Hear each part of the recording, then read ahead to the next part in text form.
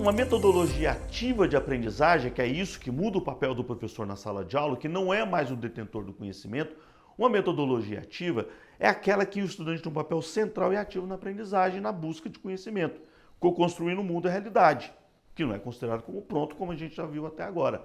Então esse sujeito, ele vai trabalhar em projetos, ele vai trabalhar, e aí a gente vai ver agora aqui, o que muda que a gente está falando aqui, que é o papel do professor, porque esse professor, que não é mais aquele que ensina, ele é aquele que media o processo, ele assume um novo papel.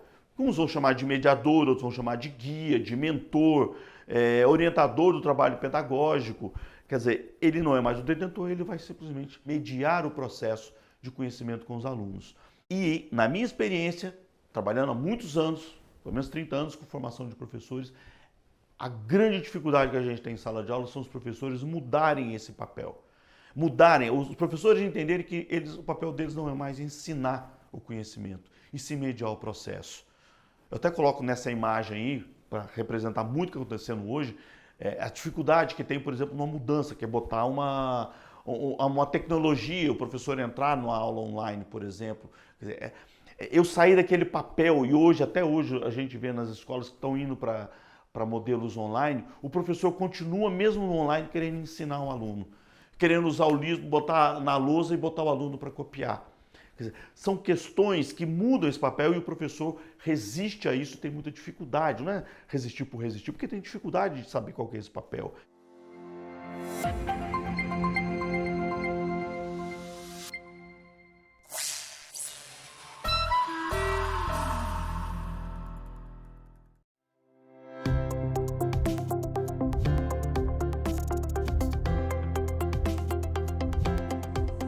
Afinal de contas, o que significa design? Em linguagem comum, popular, a gente entende que o designer é aquela pessoa que cria alguma coisa nova, certo? Então, existem inclusive cursos de graduação que vão trabalhar com essa temática do design, formar designers, que muitas vezes vão construir um móvel, vão projetar um móvel, vão fazer um desenho, vamos pensar assim na palavra desenho, de uma mesa diferente, mas a gente não precisa ficar preso somente em coisas concretas.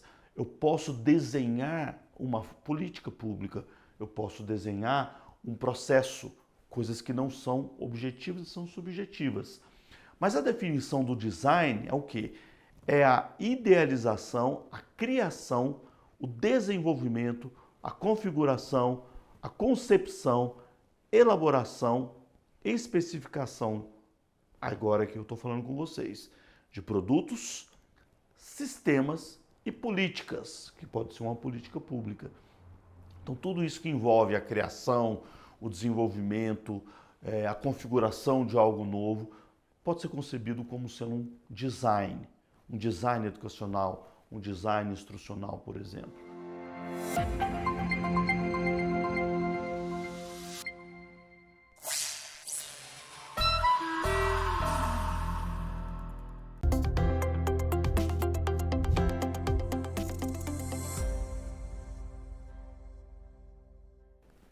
Como a gente está vendo aqui na definição, o Design Thinking é uma metodologia que integra colaboração multidisciplinar e iterativo. Não é interativo, é iterativo, é um processo circular. A criação, portanto, ela integra o multidisciplinar, interdisciplinar com o iterativo, a criação de produtos, políticas, sistemas de serviços inovadores e aqui especificamente com foco no usuário final.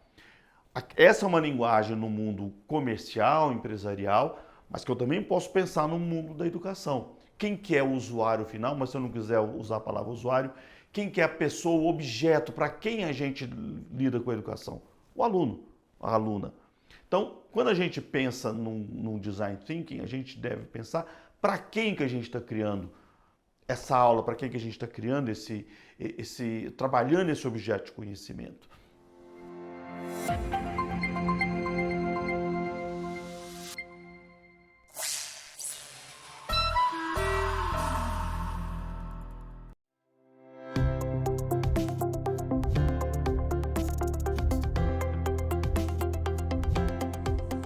Essa imagem que eu estou colocando para vocês, que está no dos manuais da IDEO, ela articula essas 3 dimensões dentro do processo de criação de qualquer objeto de conhecimento.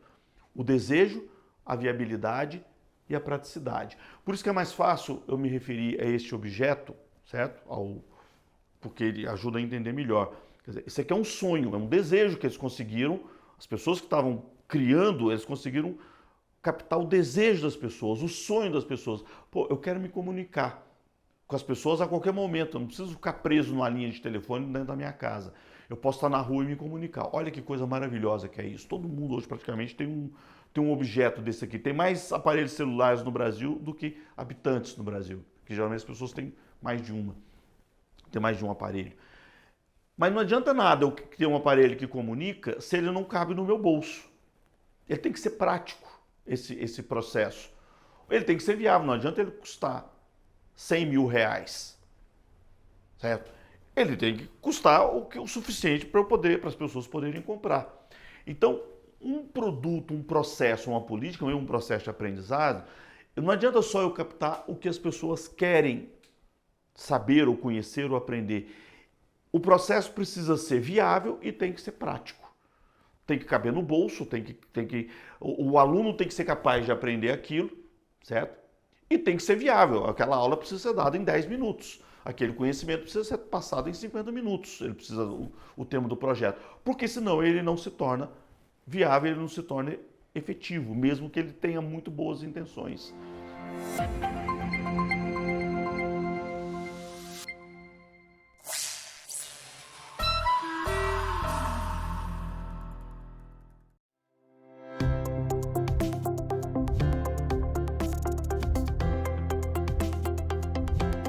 O primeiro processo eu já ouvi, eu estou usando algumas imagens aqui para vocês entenderem essa fase do ouvir, que é essa fase de observação.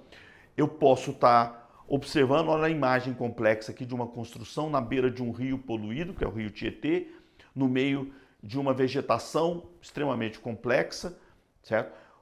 Essa imagem aqui, eu posso ouvir o mundo, a natureza, a realidade dessas pessoas que vivem nesse entorno de muitas formas. Ou eu posso estar ouvindo o que é uma passeata aqui, LGBT, XYZ, que as pessoas estão protestando. Eu vou ouvir por que as pessoas estão protestando, antes de estabelecer soluções para os problemas. Então, a primeira etapa que a gente está falando de um processo do design thinking é aprender a ouvir. Essa é a maior dificuldade que a gente tem. Aprender a ouvir as pessoas, observar o mundo, antes de poder pensar em alguma coisa. Depois que eu ouvir, eu vou entrar num processo que a gente chama de criação. No caso de um projeto aqui, essas pessoas começaram a estudar a criação de uma composteira. Como é que funciona? O que é compostável, certo? Para poder virar no final um adubo. O produto que entra ali, como é que se constrói? Isso aqui é um que a gente fala, é um protótipo de um desenho, de um design que eu estou usando aqui. Ou eu vou começar a criar, a gente está vendo aqui nessa área de design thinking, a gente usa muito os post-its, né? Que você vai pedir para as pessoas colocarem as suas ideias no papel. Então está aqui esse mural, eu coloquei essa imagem para mostrar para vocês o quê? Que muitas pessoas deram ideias. Eu estou ouvindo e a partir dessas ideias que eu vou pegar, que eu vou começar a criar soluções para o problema que a gente está estudando, certo? E finalmente, aí eu vou implementar, eu vou testar, eu vou criar um coração colorido LGBT, por exemplo. Eu vou criar, aqui no caso, um primeiro protótipo de uma composteira.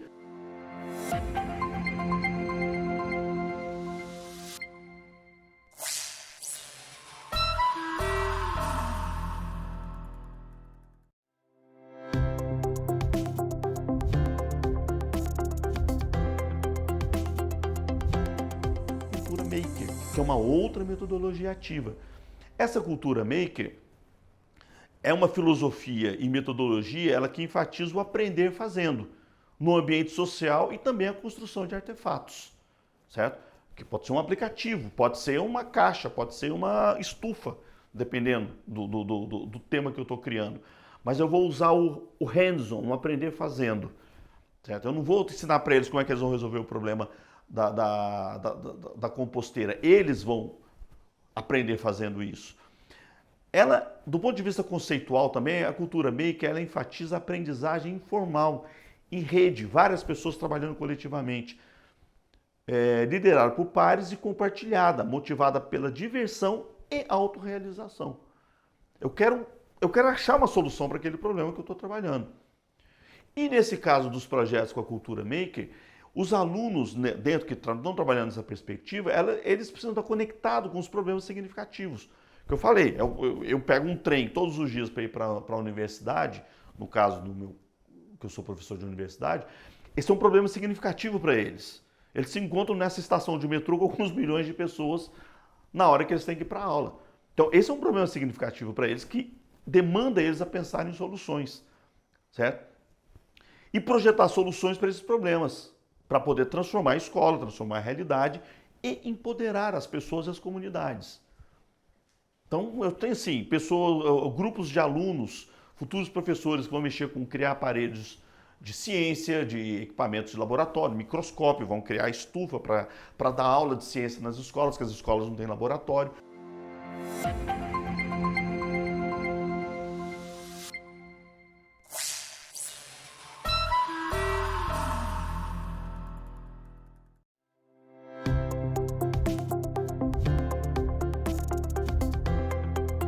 Quando a gente fala de cidadania no mundo antigo, a gente precisa tomar muito cuidado porque não é a mesma referência que a gente tem hoje do nosso conceito de cidadania.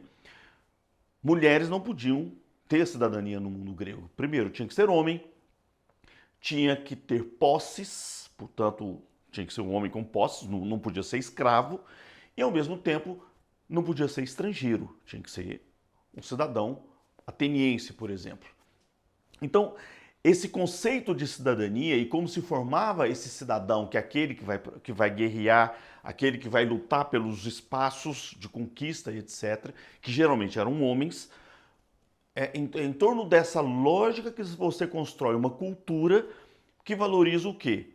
A arte, como a gente está vendo nessa estátua, valoriza a geografia.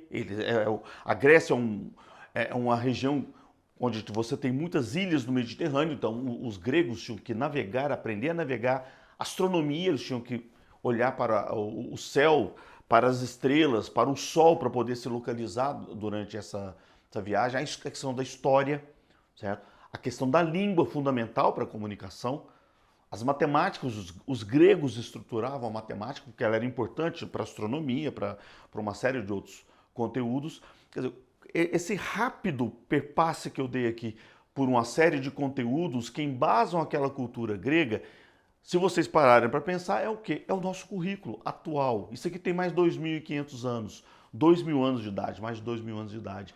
Mas ele ainda é o currículo das nossas escolas. Portanto, quando a gente discute a origem das disciplinas, que muitas vezes a gente não para pensar, por que uma criança tem que ficar sentada na escola para aprender história, geografia, português, matemática, etc. E que ninguém... as crianças, elas discutem isso. Mas por que eu tenho que aprender isso? Para que isso vai servir para a minha vida? E as pessoas geralmente não pensam de por que você vai aprender. Ah, você tem que aprender porque um dia vai cair no vestibular. Você tem que aprender porque senão você não passa de ano. Essa é uma resposta clássica. E pouca gente consegue dar uma explicação racional, inteligente para uma criança inteligente sobre por que ela tem que aprender determinados conteúdos. É nesse contexto, certo? É nesse contexto que a gente, portanto, entende de onde surgiu o nosso currículo, de onde surgiu a escola do jeito que a gente conhece.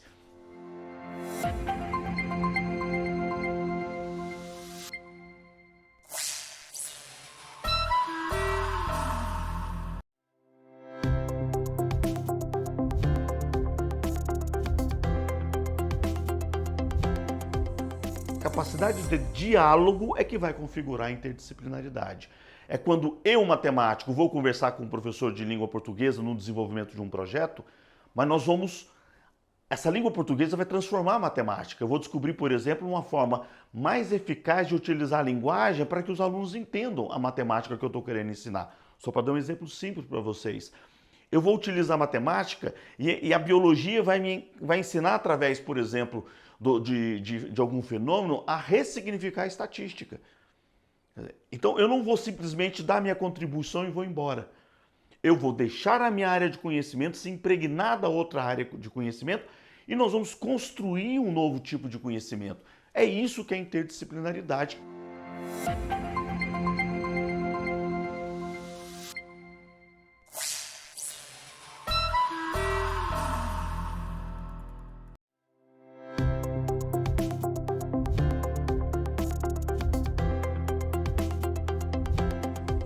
O que é a transversalidade? São os temas que relacionam-se a temáticas que atravessam, que perpassam os diferentes campos de conhecimento, como se estivesse em uma outra dimensão.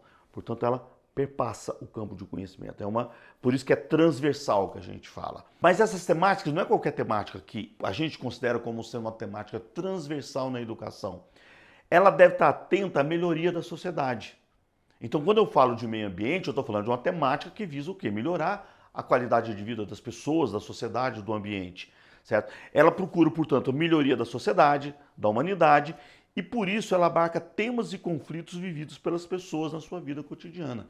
Quando eu falo de sentimentos, por exemplo, ou de emoção, eu estou falando de um tema transversal porque ele perpassa o que é a vida das pessoas. É isso que lá naquela citação original eu falei, deixar as disciplinas impregnar-se de vida cotidiana. Os sentimentos precisam entrar na escola, como conteúdo da escola, por exemplo. Assim como a questão ambiental, assim como a questão da sexualidade. São temáticas da vida cotidiana que nós estamos dizendo aqui, que traz para o currículo para melhorar a vida das pessoas e do mundo. E por fim, esse é o lado mais importante, quando eu falo de transversalidade, isso não é só uma questão metodológica de pegar um tema e utilizar na aula de língua portuguesa, certo? É muito mais do que um método de ensino de educação. Isso aí, esse cruzamento dessas áreas de conhecimento é muito mais um pressuposto epistemológico, é uma lógica de conhecimento que eu preciso entender de qual a função da escola, de para que existe escola. É para o aluno passar de ano, ele precisa aprender matemática para passar de ano no final do ano, para poder ir para a terceira série, ou para o ensino médio, ou para a universidade? É para isso que existe ciências? Claro que não. Certo? Então nós estamos falando aqui de que precisa cruzar para que essa escola, esse entrecruzamento, para que essa escola tenha sentido para esse aluno, para ele saiba que aquilo que ele está estudando tem função para a vida dele. Que é importante saber ciência, é importante saber matemática, língua, história, porque sem isso não existe o quê? Não existe cidadania sem saber esses conteúdos.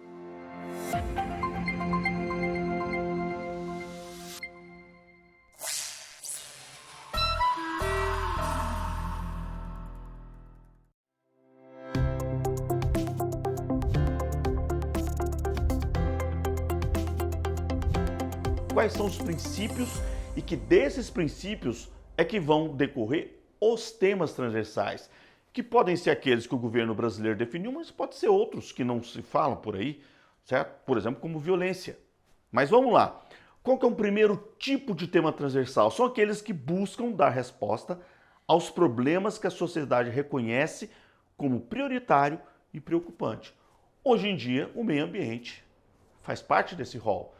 De repente, há 100 anos atrás, isso não era uma preocupação, mas neste momento a sociedade considera como preocupante a questão ambiental. Então, a questão ambiental, ela precisa entrar no currículo das escolas. Outro tipo de tema, que busca conectar a ciência à vida das pessoas. Por exemplo, o tema da sexualidade, o tema da afetividade, eles conectam. Eu vou aprender matemática, eu vou aprender história, geografia, eu vou aprender literatura para conhecer a mim mesmo. Para conhecer o tema da sexualidade, as diferentes formas de manifestação das opções sexuais e etc. Então, são temas que são importantes, são caros para a sociedade e, portanto, eles precisam entrar o quê? Na instituição que a sociedade criou para instruir e formar as futuras gerações, que é a escola. Eles não podem ficar fora do currículo da escola e a criança aprender apenas português, matemática, história, geografia. Aí que vem essa dimensão de trazer essas novas demandas da sociedade democrática para dentro do currículo. Outro tipo de tema transversal são aqueles que incorporam novos temas e problemas sociais, dando um caráter dinâmico e aberto às transformações sociais. Por exemplo, a questão da pluralidade cultural. Reconhecer a questão racial, reconhecer a questão das pessoas que lidam com a diversidade indígena, por exemplo. Quer dizer, são temas de outras culturas que precisam entrar no cotidiano do currículo das escolas. E, por fim, aquelas temas que supõem uma educação em valores, uma educação moral, certo? Atenta à dimensão ética da sociedade. Aí que entra, por exemplo, a ética, a importância de trabalhar a ética, valores, moralidade no currículo da escola.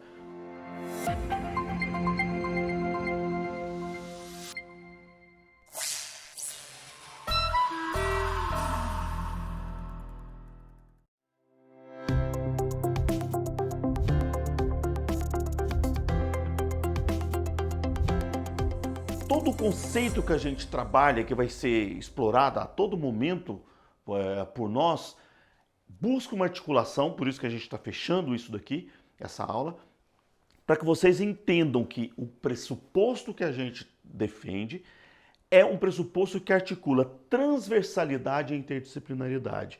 Sabe aquele diálogo entre os campos de conhecimento das disciplinas tradicionais?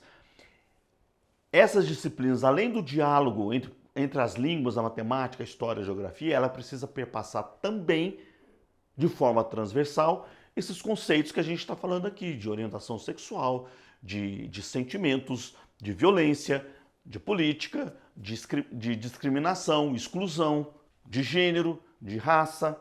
Quer dizer, tudo isso precisa estar junto dentro de um processo. É isso que nós estamos falando. E principalmente incorporar conteúdos não disciplinares, conteúdos muitas vezes cotidianos. Quando se fala da importância da Amazônia no Brasil, por exemplo, que fala da produção de biofármacos, de remédios, medicamentos, conhecer as espécies que estão ali, por exemplo, uma grande razão para isso acontecer é porque, às vezes, aquele remédio que foi utilizado por um pajé lá numa tribo isolada lá no Amazonas, certo? Aquele conhecimento básico, milenar, que ninguém sabe explicar, a indústria farmacêutica com conhecimento científico estuda aquele conhecimento popular e gera um medicamento que vai salvar a vida de muitas pessoas. Certo? Então, aqui nós estamos falando de uma mudança onde você articula o conhecimento científico, que é importante lá, cartesiano, etc., mas o que? Deixa ele ser impregnado da cultura popular. Por que a nossa avó dá aquele chazinho pra gente quando a gente está com dor de barriga?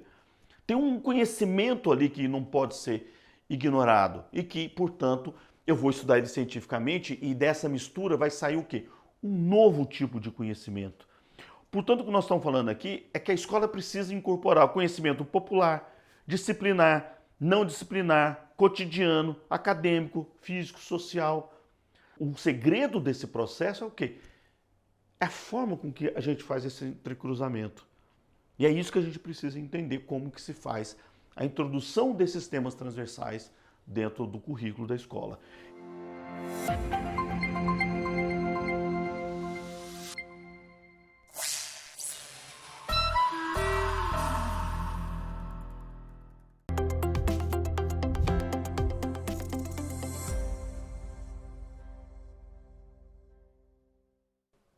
A gente precisa articular essas três coisas.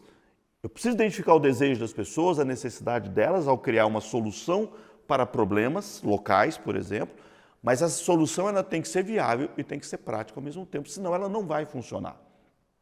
E ao mesmo tempo, quando a gente busca soluções a partir de problemas, esse processo que é chamado um processo iterativo, ele começa em aprender a ouvir as pessoas, certo? Em vez de chegar lá já com a solução pronta para qualquer problema, eu quero primeiro ouvir a comunidade. Eu costumo brincar, por exemplo, eu tinha alunas que foram desenvolver um projeto dentro de uma comunidade e do lado da universidade, e a primeira coisa que elas fizeram foi o quê? Ir fazer as unhas no salão da comunidade, que é um lugar melhor para você ouvir sobre as questões locais do que ir lá na manicure, no salão daquela comunidade, conversando com as pessoas livremente. Então, primeiro vamos ouvir qual que é o problema aqui. Eles estavam estudando a água, da água aqui na comunidade. E aí elas ouvindo as pessoas, na realidade local, elas começaram a criar soluções para depois passar a testar, implementar essas ideias que elas estavam tendo. Então, esse é um processo que a gente ouve, cria, testa, implementa, volta a ouvir as pessoas novamente se elas estão de acordo com aquele procedimento, com aquela ideia que eu tive, para depois criar, melhorar aquele processo e testar ele novamente. Por isso que é um processo iterativo.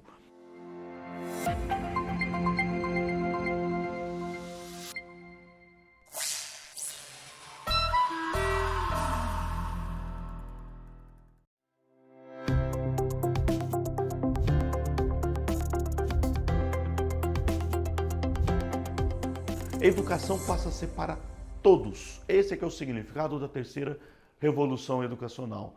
Educação para todos, certo? E isso significa a inclusão na sala de aula de todas as diferenças. Não é só diferença de gênero, é diferença religiosa, diferença social, econômica, psíquica, física, cultural, racial, gênero. Quer dizer, todo mundo passa a poder estar dentro da escola. Essa escola, ela passa a ter como meta, isso volto a dizer, é um processo, mas é só na Constituição de 88 que a educação passa a ser vista como um direito de quem? De todos, de todas as pessoas. E aí isso mexe profundamente com a educação. O que isso promove no fundo? Que é o que a gente vê como desafio da educação. O que a gente vê, que muita gente fala hoje em dia, nesse triângulo que a gente está vendo aqui do lado esquerdo, você aumenta o acesso à escola e você aumenta as diferenças na escola, a equidade. Acessibilidade e equidade, então, começam a partir de 88, principalmente da década de 70, mas no Brasil a partir de 88, você começa o quê? Uma escola pública que vai para todas as pessoas. E o que todo mundo fala? Houve uma redução na qualidade.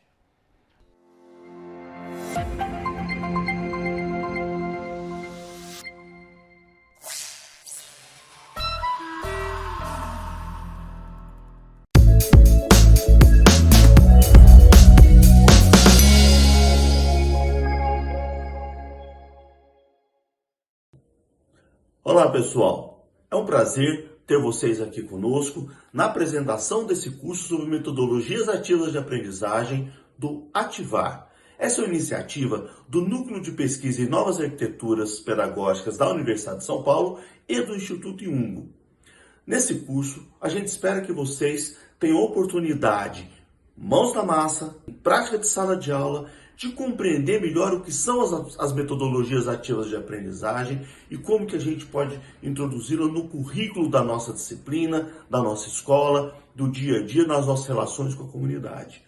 O curso dura 8 semanas e nele vocês vão ter a oportunidade tanto de assistir videoclipes, 1 a 2 minutos de duração, como ler algumas páginas a cada dia. A gente calcula que você precisa despender em torno de 15 minutos por dia para poder acompanhar o curso de segunda a sexta-feira.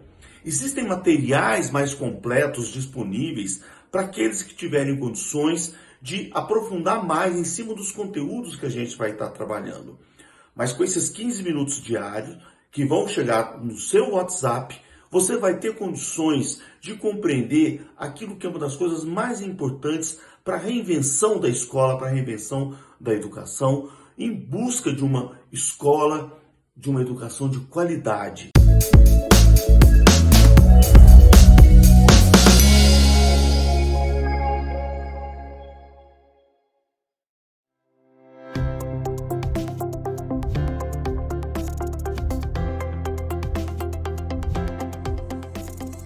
Um autor espanhol chamado José Esteve, que ele escreveu um livro que se chama Terceira Revolução Educacional. E nesse livro, que é extremamente interessante, o Esteve ele vai falar de 3 revoluções educacionais. A primeira delas, ele vai localizar no Egito Antigo, aproximadamente 2.500 anos atrás. Essa primeira revolução é o que ele chama as primeiras escolas. Quais foram as primeiras escolas? Foram criadas no Império Egípcio, por exemplo, para poder fazer a formação dos escribas. O marco dessa primeira revolução educacional, que é o quê? A lógica de um ensino individualizado. Era o que a gente ouve falar de um tutor, de um mentor, para um aluno.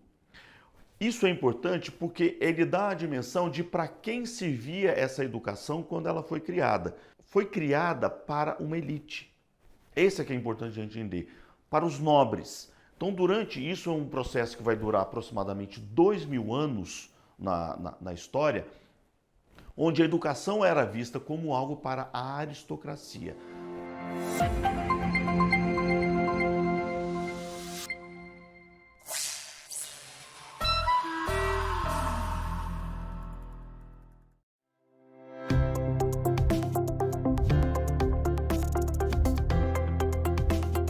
O grande marco da segunda revolução educacional o decreto do rei Frederico Guilherme II da Prússia, 1787, quando ele decreta que a educação deve ser pública, sob responsabilidade do Estado. Esse é um grande marco na segunda revolução educacional e que eu gosto de utilizar essa imagem que vocês estão vendo aqui, porque ela ajuda a entender o que aconteceu do ponto de vista da educação com essa segunda revolução educacional. Nós estamos vendo aqui que, inclusive arquitetonicamente, por isso tem a ver com a arquitetura, esse processo, você cria um espaço onde a educação deixa de ser individualizada, de um para um. Por isso que essa imagem que a gente está vendo aqui, ela representa uma sala de aula tradicional, nos séculos XVIII, XIX e, por que não, século XX, onde fica muito clara a figura do professor no papel central da sala de aula, inclusive num tablado, num nível superior. A quem compete o quê? Ensinar. Ensinar o quê? O conhecimento que agora não está mais nos mosteiros apenas, mas a partir da imprensa ele também está nas bibliotecas. Mas são poucas as bibliotecas, vamos pensar nisso, são poucas as bibliotecas públicas onde as pessoas tinham acesso. Então, mas essas poucas bibliotecas é que formavam os professores, que, portanto, se apropriavam daquele conhecimento, não era mais só na missa que eles iam conhecer o que estava escrito na Bíblia, mas também nos livros de história, de geografia, eles podiam estudar aquilo e fazer o quê? Transmitir esse conhecimento para os alunos. E aí, arquitetonicamente, eu monto essa sala. Vocês estão vendo o quê? Essa sala onde tem o detentor do conhecimento, que é o professor, e do outro lado, os alunos, virados para ele, de frente, para poder aprender o que ele ensina. Essa relação ela é importante dentro do que nós estamos falando das revoluções educacionais, e muitos de vocês já estão imaginando onde é que eu vou chegar com essa história nos dias atuais. Quer dizer, nós estamos falando aqui de um conhecimento que agora tem um detentor, que é o professor, e que compete a ele o quê? Ensinar. E é isso que a gente vem aprendendo, todos nós aqui, inclusive com vocês, nas universidades até hoje. A gente vai para a universidade, onde um professor vai lá na frente, ensina o aluno. Ensina o quê? Aquilo que ele aprendeu.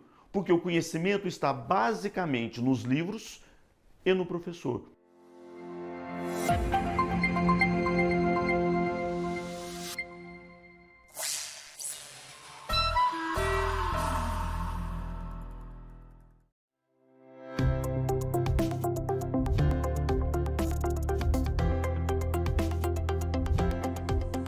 Essa quarta revolução educacional, ela se configura através do que a gente chama das novas arquiteturas pedagógicas.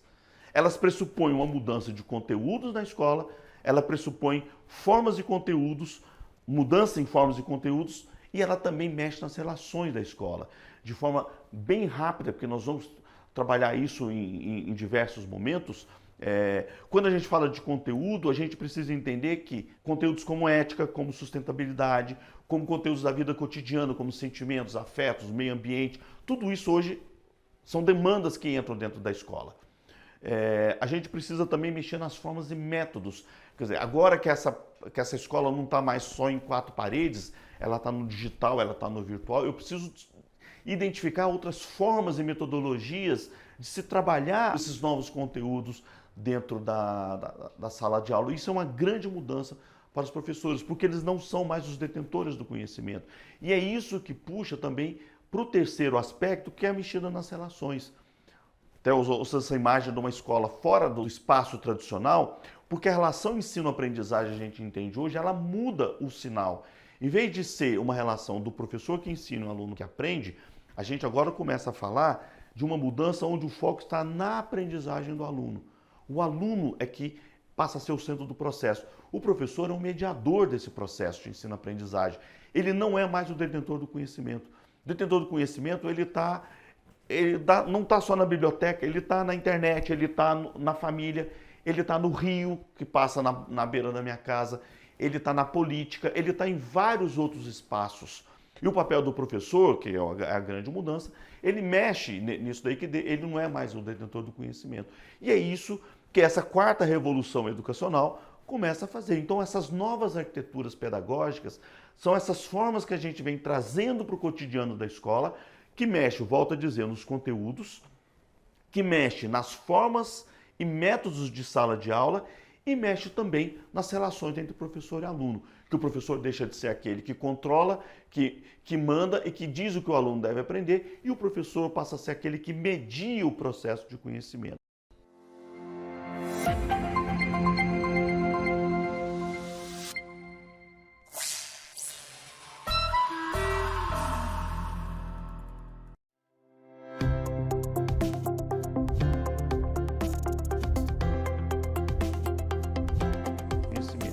E é isso que a gente precisa compreender nos dias atuais para poder dar conta da nossa profissão como professores.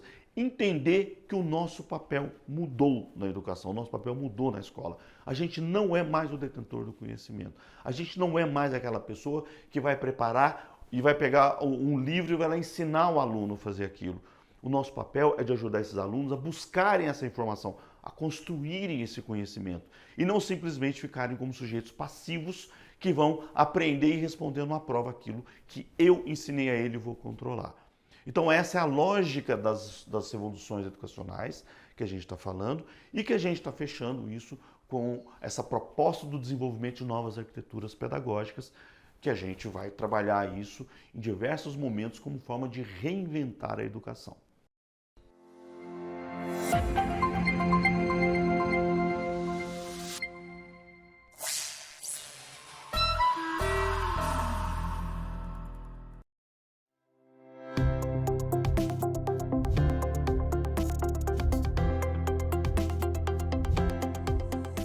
Sujeito passivo, uma aula passiva, onde o aluno tem um papel passivo no processo de ensino-aprendizagem, que é o que a gente também conhece como uma sala de aula tradicional, certo? Então, como definição desse sujeito passivo na sala de aula, que é aquele que o conhecimento ele é decorrente de internalizações do mundo, da sociedade. As pessoas acreditam nisso, certo? Da cultura no sujeito, ela vem de fora para dentro, é a cultura que ensina o sujeito, é a família que ensina o sujeito. Certo? Então, é o sentido de fora para dentro que faz com que esse aluno fique passivo na sala de aula para aprender aquilo que a sociedade e o professor vão ensinar a ele.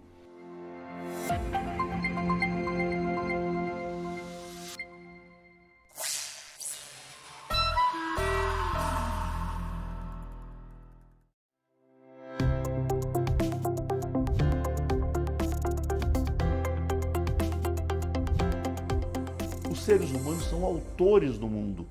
Eles são protagonistas e co-construtores de suas próprias vidas. E não meros reprodutores do que a sociedade decide que eles deveriam aprender ou do que os seus genes determinaram. A gente passa a ter um papel essencial no mundo de construir a nossa vida. Aí que entra a liberdade, descobrir o que a gente quer ser, o que a gente vai ser. Certo? Porque a gente constrói o mundo. O mundo não está dado. Nessa perspectiva, não é Deus que criou o mundo, a gente vai descobrir o mundo. O mundo, mesmo que exista um Deus que criou esse mundo, ele está aí para ser modificado através da ciência, através do conhecimento, através da ação das pessoas.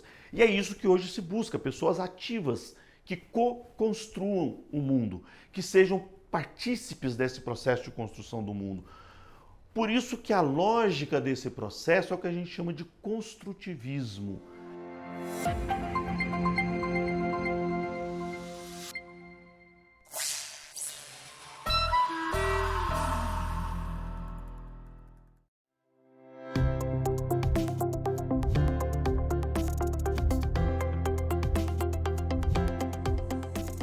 O construtivismo é que promove uma aventura intelectual.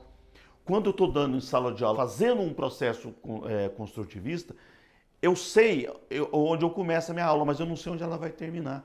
Então eu não trabalho com livro didático, por exemplo, porque eu não sei onde que vai terminar a aula, porque os alunos vão ter um papel ativo. Eu vou apresentar problemas para esses alunos. E esse problema, ele vai poder ir por um lado ou para outro que eu não sei, eu não tenho controle. Eu vou dar espaço para que esse aluno, em vez de aprender e reproduzir o que eu estou ensinando para ele, o que o livro ensinou, eu vou trabalhar com problemas, por exemplo, e ele vai buscar soluções para esse tipo de problema. Esse é o construtivismo. O que ele faz? Ele dá voz aos estudantes, ele promove o diálogo, ele induz a curiosidade, ele leva os estudantes a questionarem questões da vida cotidiana do conhecimento científico e, acima de tudo, cria condições para encontrarem as respostas para suas próprias perguntas. Esse sujeito ativo, ele próprio é levado a questionar e ele vai buscar a solução para isso, tanto de vista profissional, quanto do ponto de vista pessoal, quanto do ponto de vista social. Ele procura, ele questiona, ele não é simplesmente passivo e obediente, e ele vai pesquisar, ele vai atrás dessa informação coletivamente ou individualmente.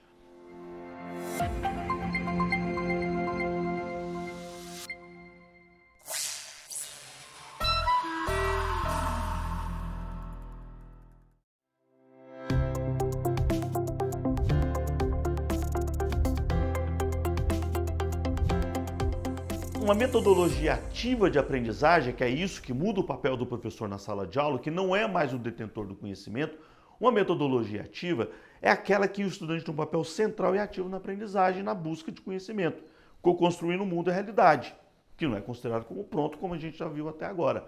Então esse sujeito, ele vai trabalhar em projetos, ele vai trabalhar, e aí a gente vai ver agora aqui, o que muda que a gente está falando aqui, que é o papel do professor, porque esse professor, que não é mais aquele que ensina, ele é aquele que media o processo, ele assume um novo papel. Uns vão chamar de mediador, outros vão chamar de guia, de mentor, orientador do trabalho pedagógico. Quer dizer, ele não é mais o detentor, ele vai simplesmente mediar o processo de conhecimento com os alunos. E, na minha experiência, trabalhando há muitos anos, pelo menos 30 anos com formação de professores, a grande dificuldade que a gente tem em sala de aula são os professores mudarem esse papel. Mudarem, os professores entenderem que o papel deles não é mais ensinar o conhecimento, e sim mediar o processo. Eu até coloco nessa imagem aí, para representar muito o que está acontecendo hoje, a dificuldade que tem, por exemplo, numa mudança, que é botar uma tecnologia, o professor entrar numa aula online, por exemplo. Quer dizer, eu saí daquele papel, e hoje, até hoje, a gente vê nas escolas que estão indo para modelos online, o professor continua, mesmo no online, querendo ensinar um aluno, querendo usar o livro, botar na lousa e botar o aluno para copiar. Quer dizer, são questões que mudam esse papel e o professor resiste a isso, tem muita dificuldade, não é resistir por resistir, porque tem dificuldade de saber qual que é esse papel.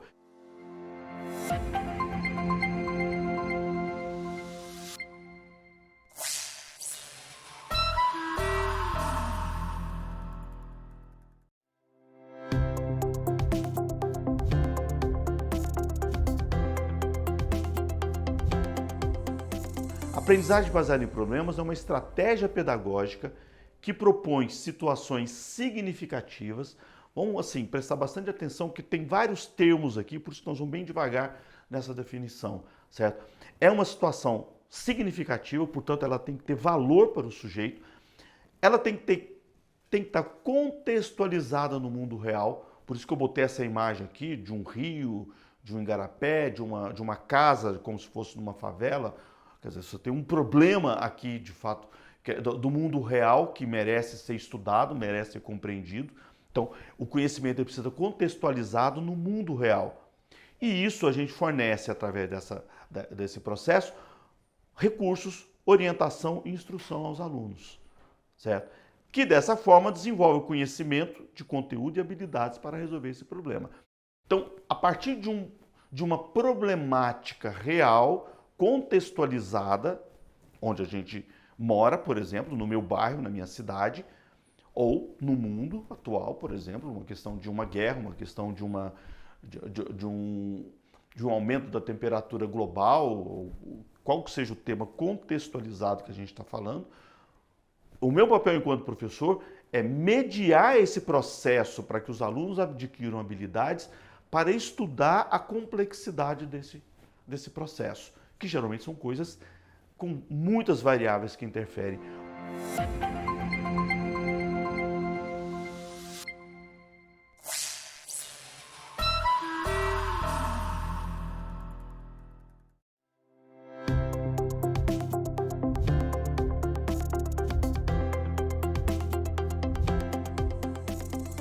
Todo projeto ele estimula a tomada de decisões. Eu tenho que fazer escolhas do ponto de vista do que é que eu quero que seja o mundo, que sejam as coisas, certo? Eu tenho que tomar decisões, eu tenho que fazer escolha o tempo todo, eu tenho que, se eu tomar uma decisão errada, o projeto vai para um lugar, eu não chego onde eu quero. Então, o projeto ele incita o aluno a poder aprender ao que a gente hoje quer de todos os nossos alunos, que é exatamente aprender a tomar decisões, a fazer escolhas. E por fim, que é a outra característica fundamental do projeto, ele não é de uma disciplina. Todo projeto complexo, como aquelas imagens que eu mostrei, por exemplo, de uma região poluída, de uma favela, ele não é de uma disciplina, ele não é de português, de matemática, história, geografia.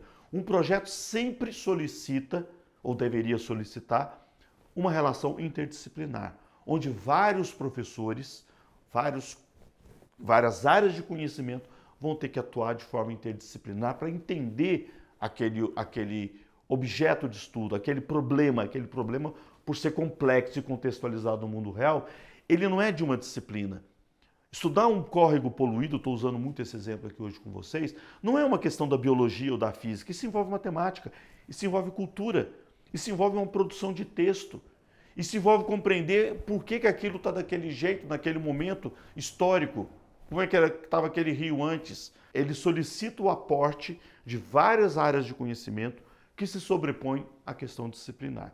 E é tudo que a gente hoje objetiva na escola, como diz as próprias diretrizes curriculares da educação brasileira e no mundo inteiro. Romper a disciplinarização e partir para projetos que sejam interdisciplinares, que rompam essa fragmentação do conhecimento. E a estratégia de projeto é a melhor forma que a gente tem de enfrentar essa questão.